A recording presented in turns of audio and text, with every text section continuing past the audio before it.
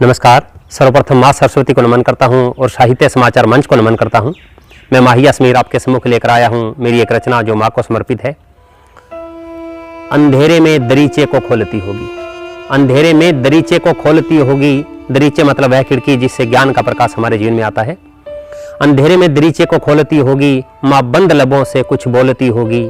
ये कैसा सुकून है इश्क गजलों में यारो, ये कैसा सुकून है इश्क गजलों में यारो।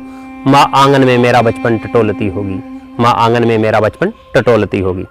साथियों, जब आप माँ से पूछोगे कि आज कौन सी छवि, आज भी कौन सी छवि माँ के मन में है हमारी, तो माँ कहेगी कि जब तू घर के आंगन में नंगा ही दौड़ता था। माँ के चरणों में नमन करता हूँ और आगे की पंक्तियाँ सौंपता हूँ आपको। एक दिन घर से जब मैं फरार हो गया, एक दिन घर से जब मैं फरार हो गया। साथियों, अक्सर ऐसा होता है हमारे समाज में, युवा जोश भटक जाता है और माता पिता रूपी उस महान वृक्ष की छांव से दूर चला जाता है। एक दिन जब मैं घर से फरार हो गया, किसी मृग नैनी के नैनों का शिकार हो गया, किसी मृग नैनी के नैनों का शिकार हो गया। युवा साथी अच्छे से समझते होंगे मृग नैनी को। एक दिन घर से जब मैं फरार हो गया, किसी मृग नैनी के नैनों का शिकार हो गया। लौट कर ना आ पाया वापिस घर, जब लौट कर ना आ पाया वापिस जब घर, माँ के आंचल से दूर मेरा घर बार हो गया, माँ के आंचल से दूर मेरा घर बार हो गया। देखिए आगे की पंक्तियों में समाज का आईना। एक वक्त बाद जमाने ने जब मुझे ठुकरा दिया था, एक वक्त बाद जब जमाने ने मुझे ठुकरा दिया था।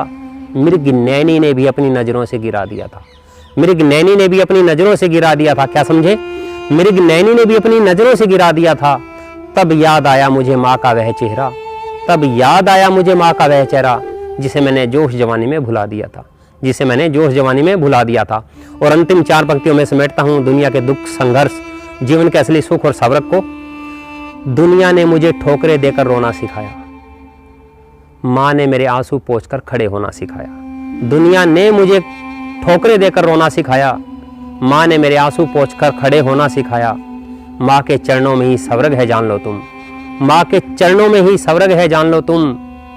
उनकी सेवा ने ही मुझे चैन से सोना सिखाया, उनकी सेवा ने ही मुझे चैन से सोना सिखाया। धन्यवाद साथियों। अगर मेरी यह रचना आपके हृदय को छुए तो अपने दोस्तों को जरूर पहुंचाना। नमस्कार।